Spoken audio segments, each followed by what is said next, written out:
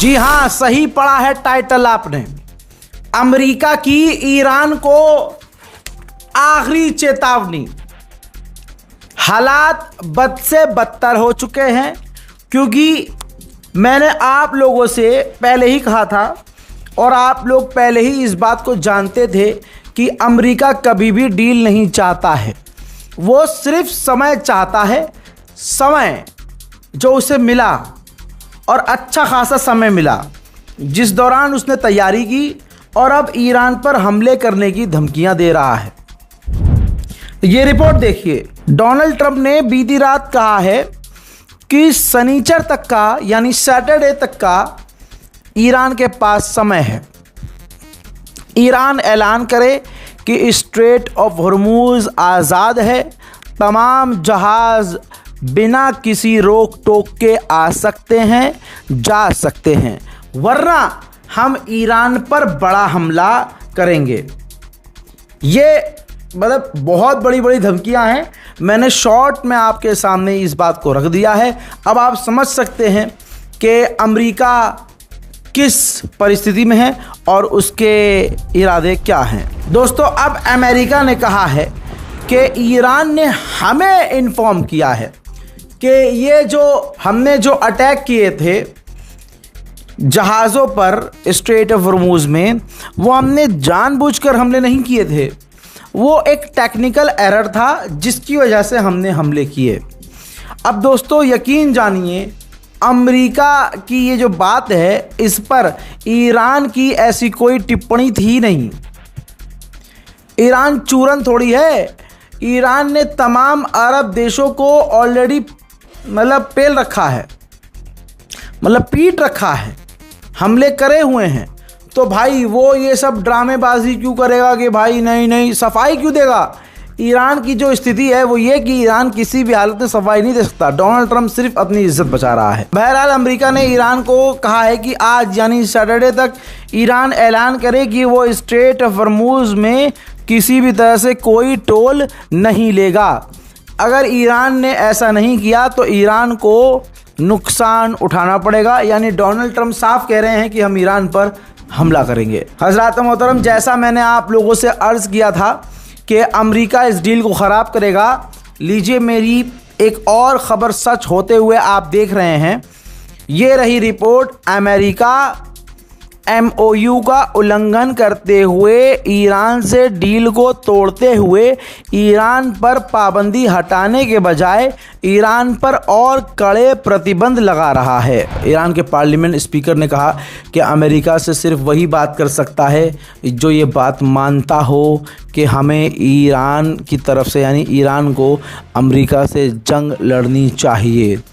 अगर किसी के पास जिगर है वही इंसान अमेरिका से डील कर सकता है, अमेरिका से बात कर सकता है।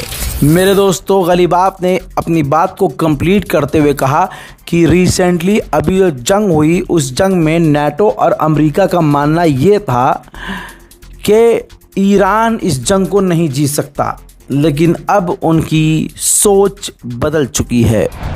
मेरे दोस्तों, सबसे बड़ी बात यह है कि ईरान ने अमेरिका के मुंह पर थूकते हुए क्लैरिफिकेशन दिया है कि हमने अमेरिका को ऑफ़र ही नहीं किया कि दोबारा बातचीत की जाए, ना हमने अमेरिका से रिक्वेस्ट की बातचीत की, बल्कि जो मीडिएटर्स थे वो खुद बीच में कूदे, हमारे पास आए और उन्होंने कहा कि हम शांति वार्ता करते हैं।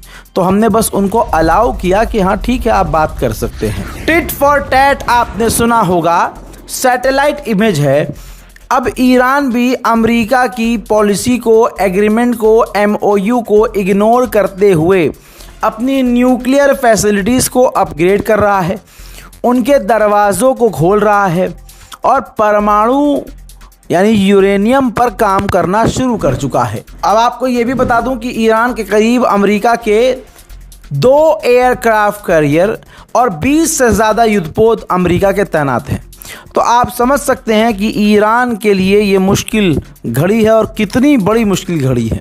दुआ कीजिए, शिया सुन्नी नफ़रत से बचिए, जिनके कोख में, जिनकी माँओं की कोख में हराम की नस्ल पनपी और वो पैदा हुए, और आज सिर्फ़ और सिर्फ खामनाई की नफ़रत में, शियों की नफ़रत में, एक समुदाय की नफ़रत में, जिस तरह से इंसानियत के लिए जान दे गया जो इंसान खामनाई, उसके ख़िलाफ़ भी जो वीडियो बना रहे हैं, आप उनकी मानसिकता समझ सकते हैं। उनसे पूछिए कि तुम्हारे बाप वालिद मोहतरम, जो सरकारी वालिद मोहतरम है तुम्हारे, मोहम्मद बिन सलमान, उन्होंने तुम्हें पैदा करने के लिए क्या क्या किया। तुम्हारी जो वालिदा हैं वो उनसे कहाँ मिली कि तुम पैदा हुए, क्योंकि तुम कर रहे हो बेतुकी बात। ईरान से नफ़रत में नहीं बल्कि शियों की नफ़रत में एक समुदाय इस कदर डूबा हुआ है कि भाई एकता यानी यूनिटी हो ही नहीं पा रही है मुसलमानों में। अरब देश ईरान से बात कर रहे हैं। बड़ी बात यह है कि ईरान के विदेश मंत्री अब्बास अराक्ची ओमान के दौरे पर जाने वाले हैं। मकसद ये होगा कि डायरेक्ट ओमान से और दूसरे अरब देशों से ईरान बातचीत करके अपने मामलात को हल करे। ईरान के डिप्टी विदेश मंत्री ने लिखा है और कहा है कि यूएई ने अमेरिका और इजराइल का साथ हमारे खिलाफ दिया और इस मामले पर यूएई को हमें सफाई देनी ही होगी, हमारी यूएई से शिकायत। ईरान के टॉप ऑफिशियल ने कहा कि अगर अमेरिका इस्लामाबाद में हुए एग्रीमेंट को फॉलो नहीं करता है तो फिर हम भी नहीं बंधे रहेंगे किसी एग्रीमेंट में, फिर जो हमें करना है वो करेंगे। ईरान ने इंटरनेशनल क्रिमिनल कोर्ट में अमेरिका पर केस कर दिया, ये कहते हुए कि हमारा जो इंटरनेशनल कॉरिडोर था, जो चीन, रशिया को और हमको जोड़ रहा था, उस पर अमेरिका ने हमला किया और इंटरनेशनल लॉ का उल्लंघन किया। अमेरिका, ईरान, सऊदी अरब, कतर